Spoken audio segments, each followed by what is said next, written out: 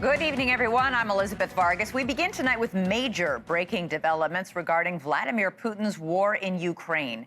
An emergency meeting at the White House just wrapped up moments ago between President Trump and NATO Secretary-General Mark Rutte. The U.S. Treasury has just announced sanctions against Russia's two largest oil companies that, quote, fund Kremlin's war machine. These are the first sanctions against Russia in Trump's second term. In Russia, Putin supervised a training exercise today involving strategic nuclear forces after Russian drones dropped bombs in Ukraine that blew up a kindergarten. All of this coming just a day after President Trump said his planned second summit with Putin was now on hold because he didn't want it to be a waste of time. President Trump elaborated on that canceled meeting today during his sit-down with the NATO chief. He told reporters a short time ago another summit will still happen in the future, but just not right now. It just didn't feel right. Wasn't the right time, he said. But the president acknowledged that it was finally the right time for these major sanctions against Russia. I just felt it was time. We've waited a long time. I thought that would go long before the Middle East. These are tremendous sanctions. These are very big. Those are against their two big oil companies, and we hope that they won't be on for long. Now, Trump admitted he doesn't know whether these sanctions will actually make Putin come to the table, but the NATO chief said they will certainly add much-needed pressure on the Russian leader. Putting more pressure, of course, on both parties, in this case on Russia. It's all about changing the calculus, making sure that Putin understands that the president's vision this weekend of having a ceasefire, stop where they are, as you literally said, that this has to be step one now.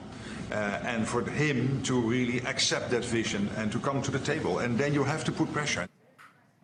Trump also discussed the other hot topic in his efforts to end the war, American-made long-range Tomahawk missiles.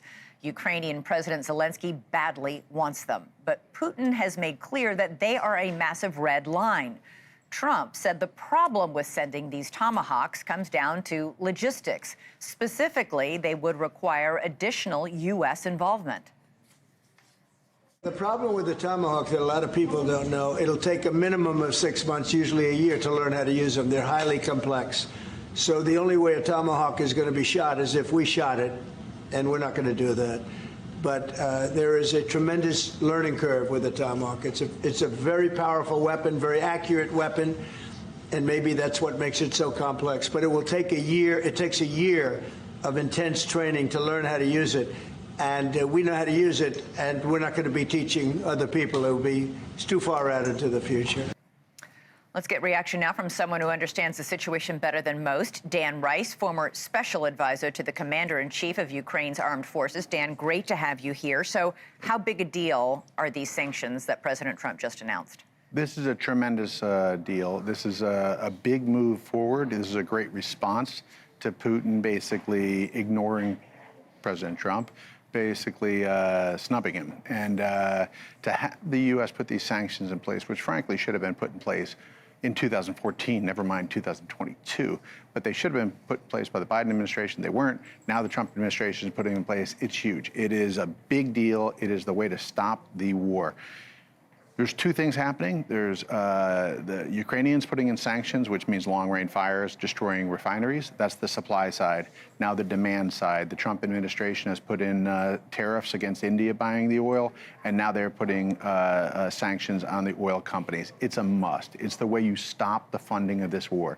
Without funding, Russia cannot continue the war. This is a big deal. And what people don't maybe understand is Russia's economy isn't doing so well. No, not at all. You've got most This could really hurt them.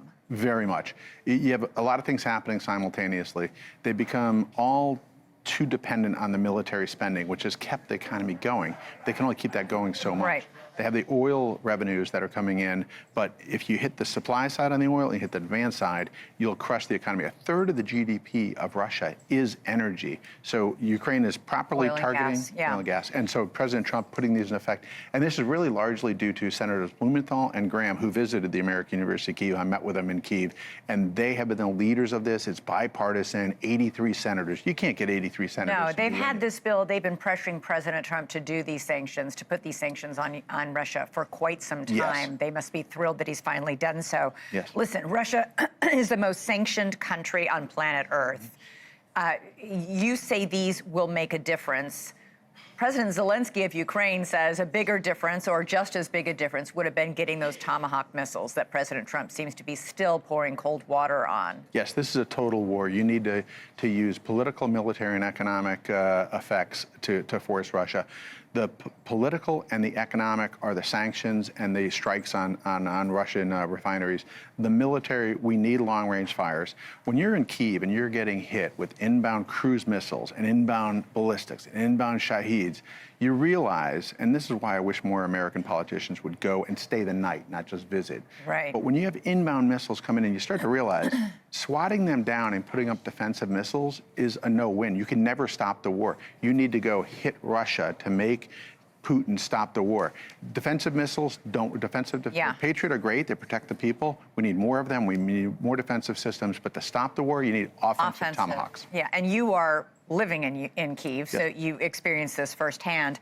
It's worth noting, by the way, Putin, while calling the Tomahawks a red line, routinely lobs long-range cruise missiles. He just hit a kindergarten last night. Absolutely. That's a precision-guided weapon intentionally targeting a kindergarten. There's sick people.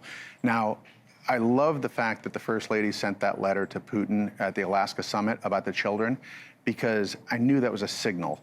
So that signal has now increased into the senators and the congressmen putting in a bill to call Russia a state sponsor of terror. This is enormous. This is really big. This will shut down Russia.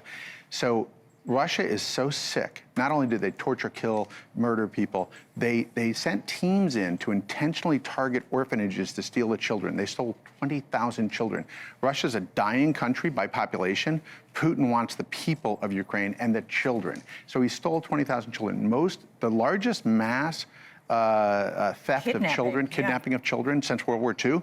And the First Lady was the one who led this with a letter to Putin, and now you see the Congress following it. It's not accidental. This is a thought-out, well-thought-out plan for the administration to label them a state sponsor of terror. And keep in mind, Russia is on the Security Council, a seat they didn't deserve after the Soviet Union fell. That was the Soviet Union seat. Right. They should not have that seat. But have a state sponsor of terror being on the Security Council and being able to veto everything globally makes the UN basically toothless. It's useless. It's useless. And it should have a secondary and tertiary effect there. But thank you for having me on. And Dan, this is a big day. It was a big day. Glad you could be on. Fascinating about the Melania Trump angle. Glad you pointed that out for us. All right. We're going to turn now to the other huge story in Washington today. And that, of course, is the government shutdown. It's nearing the end of the 22nd day. With little sign, the fiscal standoff between Democrats and Republicans will be ending anytime soon. A 12th vote on a temporary spending measure failed to pass the Senate this afternoon. If no agreement is reached soon in Washington, the standoff will be felt across millions of American homes. The Department of Agriculture warns that funding for SNAP benefits will run out in 10 days. That means millions of Americans who rely on food stamps to feed their families will lose access to critical help, perhaps even putting Thanksgiving dinner in jeopardy for many Americans. But it's health insurance that remains the biggest flashpoint in this shutdown dispute, specifically Obamacare, or the Affordable Care Act, as it's now officially known. Health care subsidies are due to expire at the end of this year, and Democratic leaders want an extension before they'll agree to end the shutdown. House Minority Leader Hakeem Jeffries says Americans are already starting to get those insurance bills with huge rate hikes many will not be able to afford. One of the reasons why we need to act decisively and need to act now as a Congress to address the Affordable Care Act tax credit issue is because notices are going out to millions of people right now as we speak across the country, frightening them to death when they see that their premiums are about to increase, in some instances, by more than $1,000 or $2,000 a month. Republicans say they're willing to talk about insurance subsidies, but not until the government is open. Here's the problem for Republicans. A majority of Americans on Obamacare live in red congressional districts. They make up nearly 60% of Obamacare users. A short time ago, I spoke with Republican Congresswoman Jen Kiggans of Virginia. She is part of a group of Republicans who sent a letter to the Speaker of the House urging him to renew those subsidies. Congresswoman, you're one of 13 Republicans urging Speaker Johnson to immediately focus on extending these subsidies, warning him that millions of Americans are going to face skyrocketing insurance premiums if you don't do something. Have you heard back from the Speaker? Yeah, we have not. And I am one of 13 Republicans who has requested this from the Speaker after the government is open again. I need to differentiate that there are two separate issues here. Number one, we need to open the government. Number two, we need to talk about the Affordable Care Act premium tax credit extensions, because this is a calendar clock that's ticking. Those are set to expire at the end of the year. We can walk and chew gum at the same time if the government was shut down or open. I would certainly still be interested in this issue as a nurse practitioner, a person who cares about healthcare. But in the meantime, before we can get to any other work, we've got to have the Schumer shutdown end. The Democrats in the Senate have had this going for 22 days. 12 times they voted against it. It's ridiculous. They're holding the country hostage. They're holding military pay, important to my district, hostage. And I need the shutdown to end. Yeah, Democrats say we're not going to vote to open the government back up unless the Republicans vote to extend the subsidies. It feels like we're playing a game of chicken here as to who blinks first. But the point is these subsidies are about to expire, and these bills for these insurance premiums that could double or triple are about to go out in 10 days.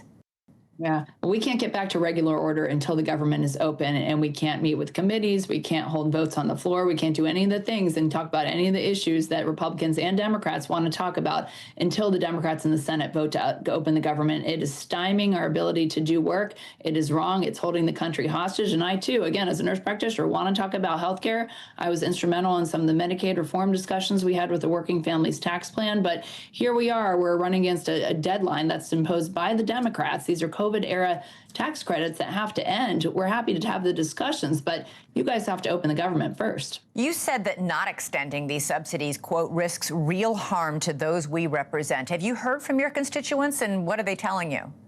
Yes, I have. I have about 30,000 people in Virginia's 2nd Congressional District who have Obamacare. Obamacare is Democrat health care. It passed in 2010 with only Democratic votes. It's here. It's expensive. The cost of Obamacare grows by the year. And then they increase that with these COVID-era tax credits, which cost the taxpayer even more money every year. Those credits have to end. But you and I both know that nothing happens fast in Washington. And sometimes we need to give ourselves a little bit more of an extension, as evidenced by our budget, our appropriations bills, that we can't even have those passed. And we're asking for a continuing resolution to give us more time. So my bill, my Affordable Care Act premium tax credit extension plan, just gives us a 1-year extension. It's an extra runway for Republicans who are leading right now to decide what's the best way to give health care. I want people to have affordable, accessible health care, but I certainly can't do it with Obamacare and these COVID-era tax credits in place. Well, you call Obamacare a Democratic plan, but the vast majority of people on Obamacare are Republicans in red states. These are people who voted for you and for President Trump.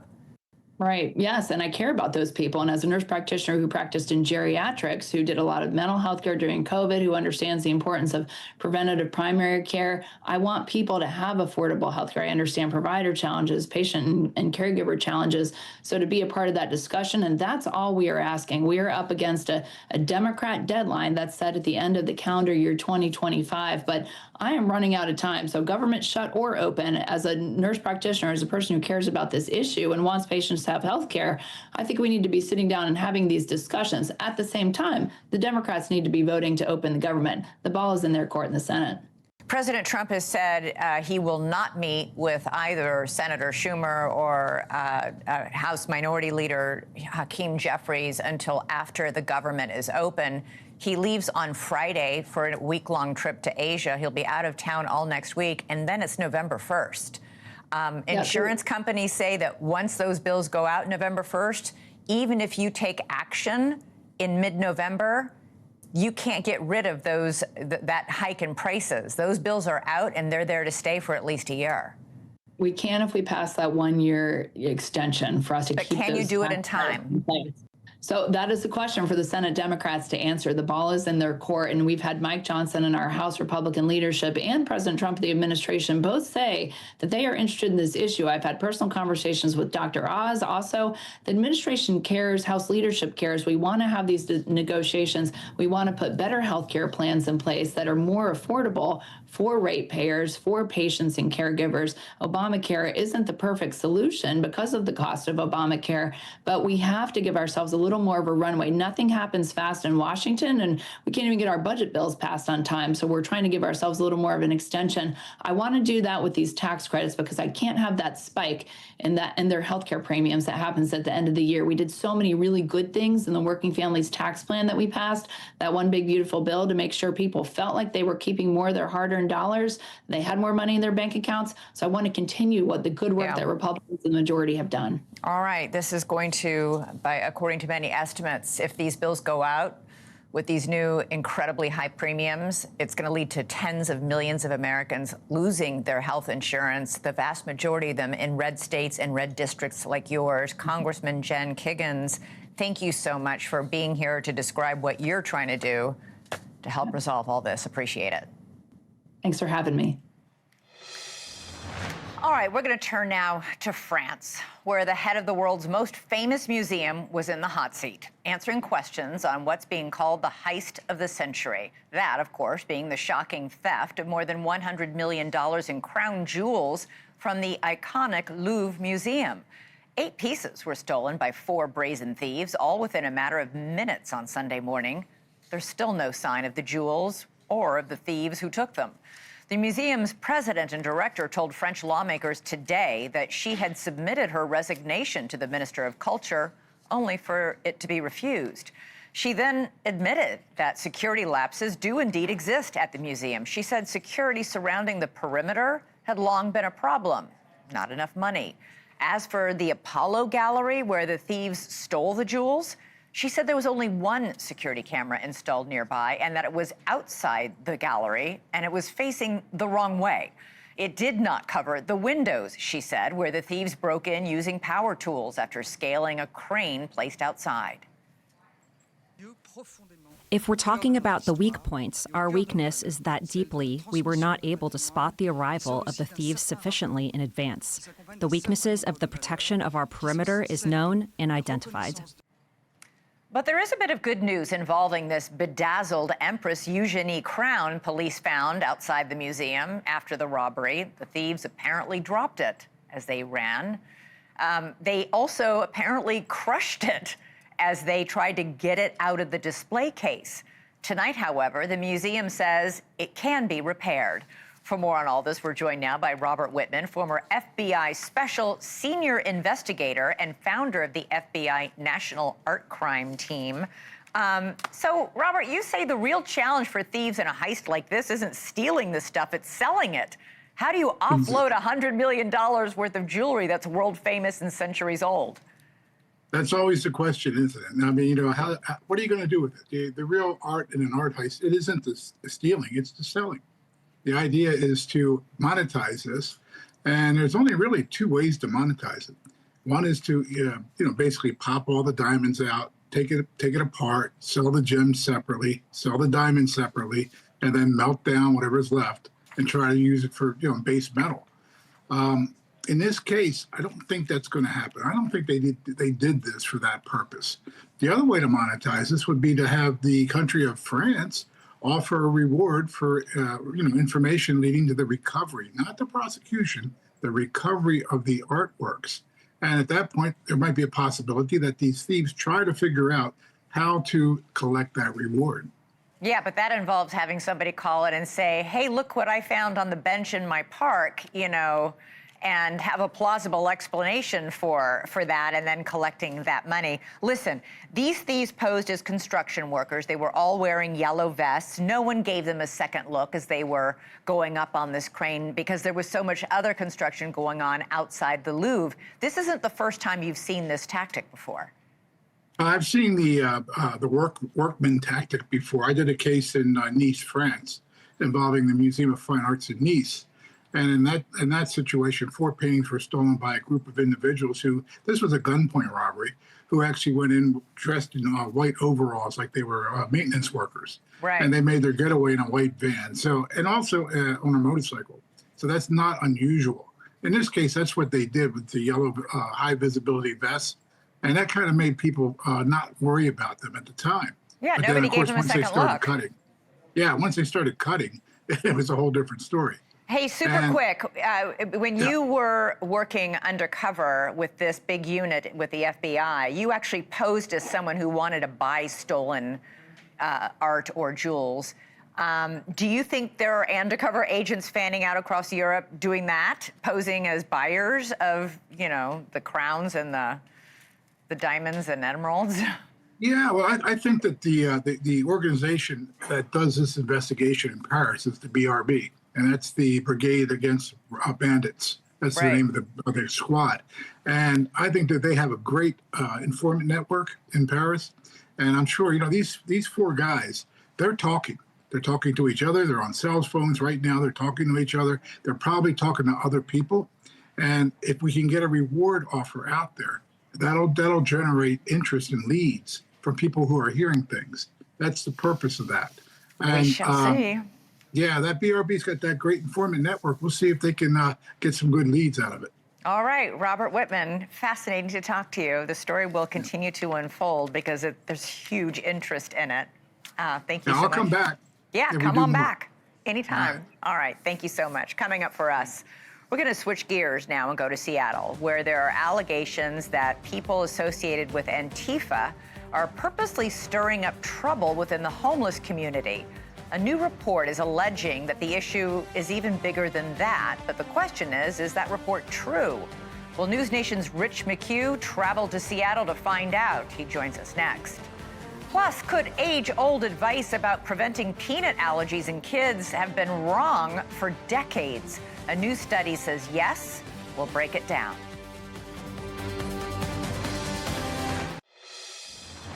We turn now to Seattle, where the spotlight on the homeless crisis there is unmasking what some residents say is a much more sinister threat to the city.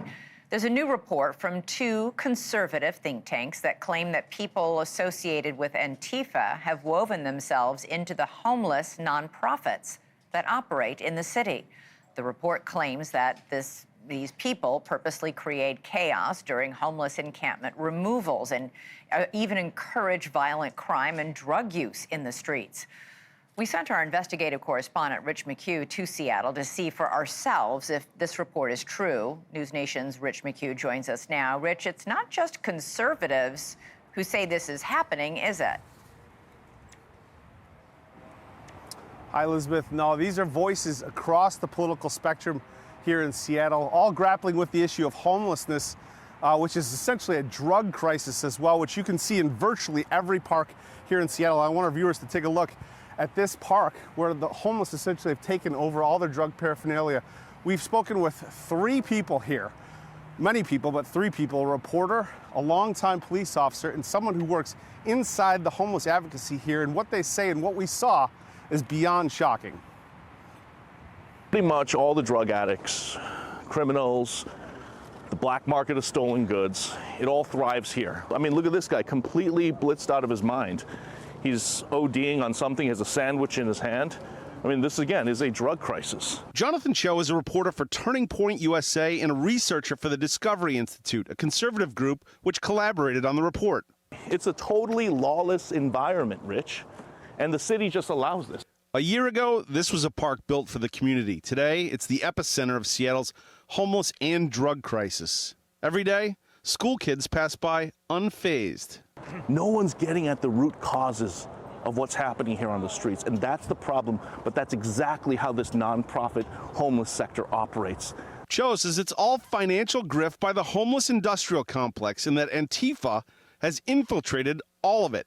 Well, what's happening right here is being enabled by the homeless nonprofits. And the homeless nonprofits, the research shows, is working with far-left militants and progressive groups and violent domestic terrorists like Antifa. If it sounds far-fetched, take it from someone inside the homeless sector here. It's the same faction of people who link up and protest and, do the black bloc, and, they're often the same people we see working inside social services. Andrea Suarez, lifelong Democrat and Seattle resident, started a volunteer organization, We Heart Seattle, to clear trash from parks and homeless encampments. Oh my God, you're so Get the hell out of here! She said she had no idea she'd come face to face with Antifa. I've been attacked. My staff has been attacked. We've been pushed into traffic. We've had... But here's the question, why? I'm not in alignment with their ideology. They don't want the city cleaned. Who in their right mind would come after a middle-aged woman for picking up trash? The connection between the homeless industrial complex and the tie-in to Antifa, it's there clear as day.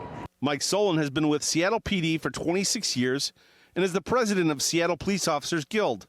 These activists, these Antifa mobs, the people that are supporting the homeless industrial complex are the ones that target the police officers. He says in 2020, Antifa firebombed his office. People that align themselves with socialist political ideology are the ones that are causing a lot of the energy around anti-police, pro-homeless agenda that aren't interested in solving the problem. They know that the homeless crisis is chaotic and out of control, and they want to take advantage of that chaos. They don't want people to actually get help. Now, this is one of the more complicated and eye-opening stories I've reported on recently, Elizabeth. We reached out to a number of the high-profile housing nonprofits in the homeless sector here. None of them even responded. And given that President Trump has recently declared Antifa a domestic terror group, I expect more eyes on this soon. Back to you. Yeah, the question is why? Why wouldn't you want people to get better? Why wouldn't you want Seattle cleaner and safer? Rich McHugh, stay on the story. Thank you, reporting live from Seattle. Coming up for us, the number of American children with severe peanut allergies has suddenly and significantly declined. The reason may surprise you. We'll break it down next.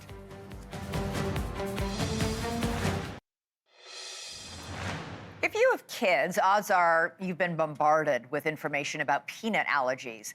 Nut-free zones are everywhere, and many public schools have banned kids from bringing certain foods altogether.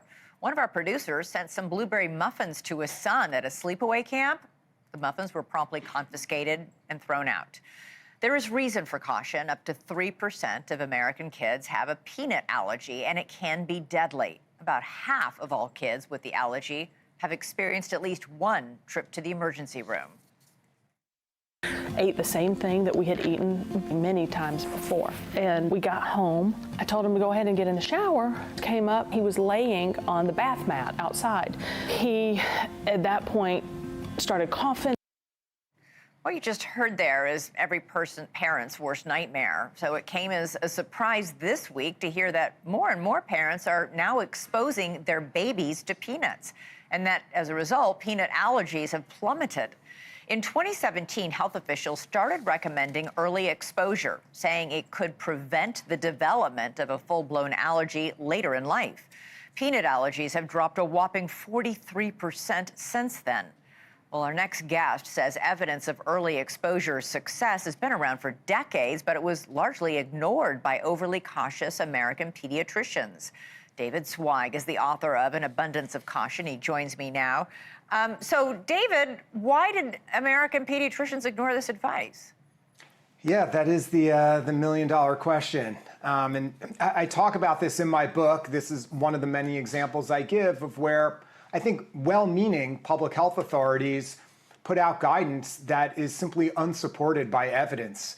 And unfortunately, in many instances, that results in harm. And indeed, if you think about, something like a decade and a half elapsed in the time from when the American Academy of Pediatrics, along with other official government organizations, were actively recommending against many young children from eating peanuts. And that advice was the exact opposite advice of what they should have given. And as a result, untold numbers of kids, unfortunately, developed very serious peanut allergies. Yeah, the statistics say 3% have it, but it feels like anecdotally, at least, in both my son's schools, it was a lot more than 3%.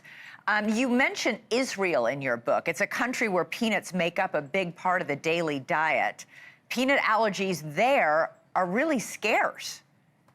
Yeah, it's such a fascinating story. There's a snack called Bamba. It's kind of like Cheetos, except it's peanut flavored rather than cheese flavored. And infants in Israel for decades and decades, I think it came out in the 1960s, have been gobbling up these little Bamba snacks. And what we observed years and years before the bad guidance from the AAP was that the incidence of peanut allergy in Israel was incredibly low, and they even compared those children ultimately to genetically similar children, Jews in Great Britain, who had a much, much higher incidence of peanut allergy. And it was obvious this was because the kids in Israel were exposed to it. And this is part of a broader hygiene hypothesis theory, where it's if you are exposed to things in a young age, that helps train the body not to recognize that as a threat. So what I talk about in my book is example after example of where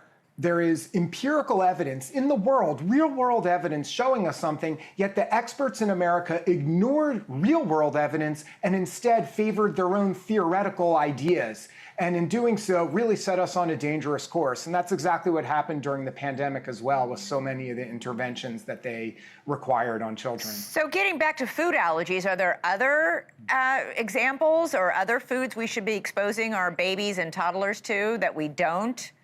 That could, you know.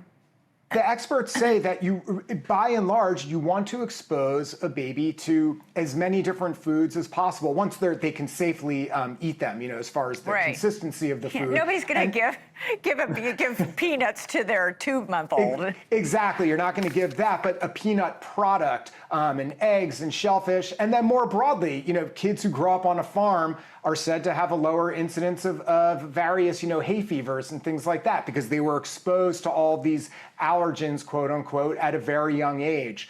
But to me, the bigger story, again, is less about peanuts and more about a pattern that I describe in my book and many examples of where we have public health authorities, again, who I believe are well-meaning, but where they put out guidance with a assuredness and with an arrogance almost that you better follow this, and if you don't, you're a jerk, which is how we were told, during the pandemic with so many things, when this guidance oftentimes is simply based on theory. Millions of children in Europe were back in school in the spring of 2020. This was real-world evidence, millions of kids. That real-world evidence was ignored in America, and instead we were told theoretically that the kids shouldn't go back to school. There was no evidence of the kids going back causing harm. And indeed, so what I talk about with an abundance of caution is this peanut example with schools, and there's all sorts of other examples that caution can run in two different directions. And we should always be very wary and concerned when we're told that something is being done out of an abundance of caution. So super quick, if your child's already got a peanut allergy, is there anything you can do, or are you cooked when it comes to that? Like you can't retroactively expose them to peanuts because they're already having, severe anaphylactic shock. Well, I wouldn't make any medical recommendations on your program, but my understanding is for children and adults as well who have allergies, whether to peanuts or other substances, you can do immunotherapy, which is usually through injections, a small amount over a long period of time, and that can help to some degree dial down that allergic response in the body, even if it doesn't eliminate it entirely. Yeah, it's, you can joke and say you must really want to have peanut butter, but the actual reality is if you've got a peanut allergy and a severe reaction to it, you can be on an airplane next to somebody who opens a Snickers bar, and that can, trigger a really scary episode. Fascinating. Indeed. David Zweig, I'm really glad now I gave both my toddlers peanut butter by the spoonful. I did. You were smart. You knew. I didn't, actually. It was just a lucky, I don't know. Well, you had a good instinct then against the guidance. I'll take it. All right. David Zweig, great to talk to you. Thank you. Coming Thanks up for for having us, me again. the saga of a mysterious interstellar object known as the 3-Eye Atlas, will soon come to an end as it passes the sun and disappears from view. So did we ever figure out what it is? New images could give us a clue. That's next. The mysterious object in our solar system known as 3I Atlas is still confounding and intriguing us here at NewsNation. After months of tracking the object, it's about to approach its closest point to the sun. Scientists hope that that will give us a better look at what this thing actually is and maybe reveal where it came from. Most believe it is a comet that originated in a neighboring star system. If so, it is only the third interstellar comet ever found.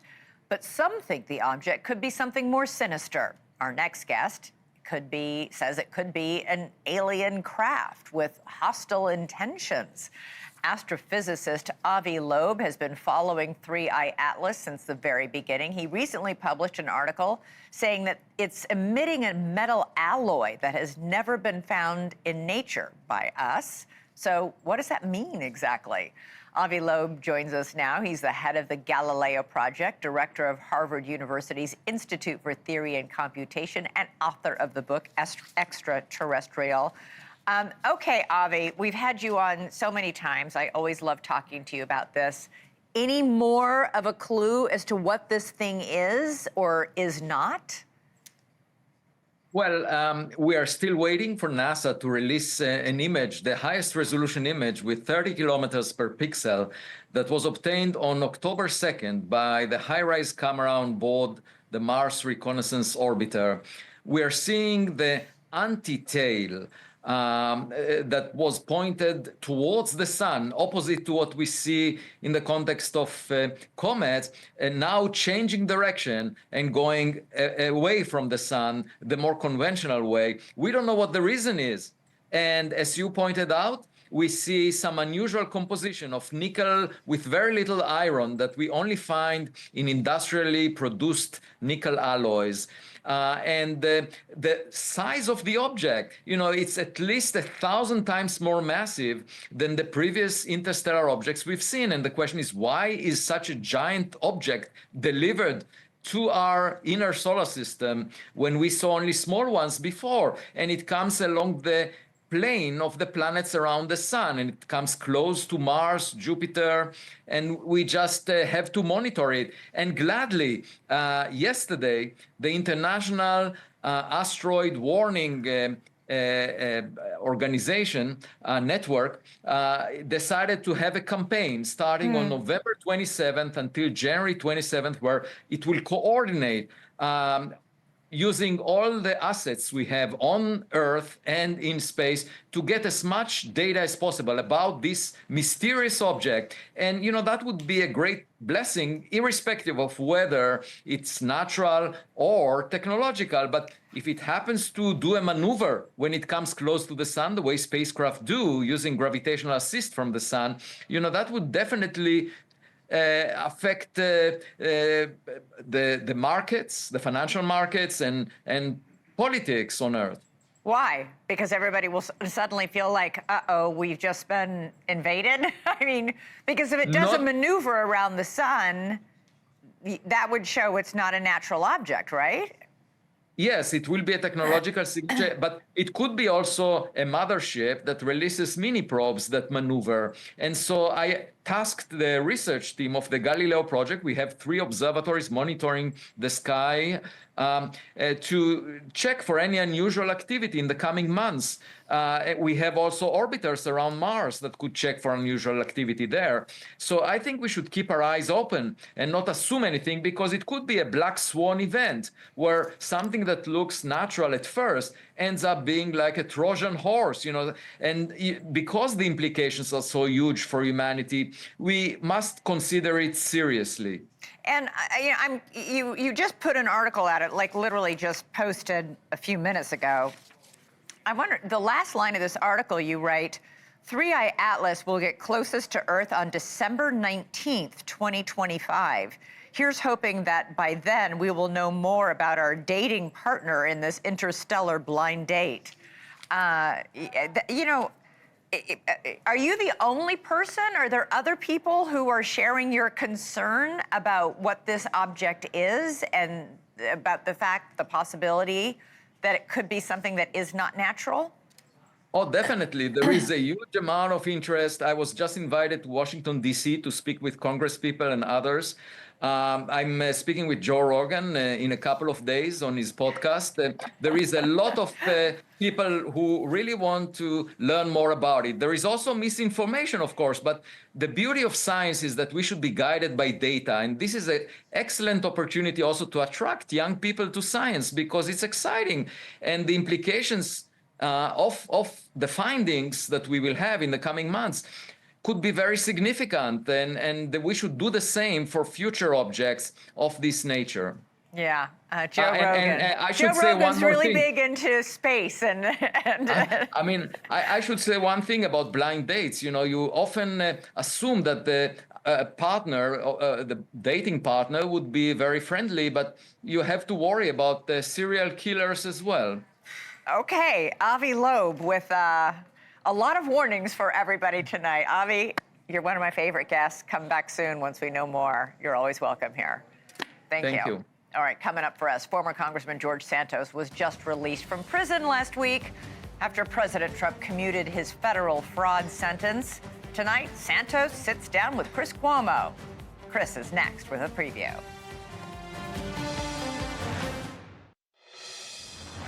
Chris Cuomo's back, fresh off the red eye. Oh, we were just talking about that. I can't believe you do that. But you're about to talk to Congressman George Santos. Yes. I think that he is an interesting example of what our politics is about. Why was he pardoned? Why was he commuted, his sentence? You know, basically the same thing. Pardon means he was never arrested. It's off his record. Less than 3 months. Right. He'll still have the arrest record, but the fines were erased. The time in jail was erased. Yeah, so all those people who he's So what does he think about that? Why does he want to be back in front of the American people? And what does it say about what the president values? So that's what he's about. Then I am guaranteed a brawl with Bill O'Reilly because he is not going to like what I'm saying off the top. But I believe that we are ignoring the most recent and best example of what's wrong with us and why we're headed for more violence. And we're ignoring the best hope for avoiding that fate. And I'm going to tell people why. Okay, I look forward to it. It's going to be a spicy show. Have a good one. Thank you for watching. Subscribe below and download our NewsNation app right now on your phone, and you will get fact-based, unbiased news for all Americans.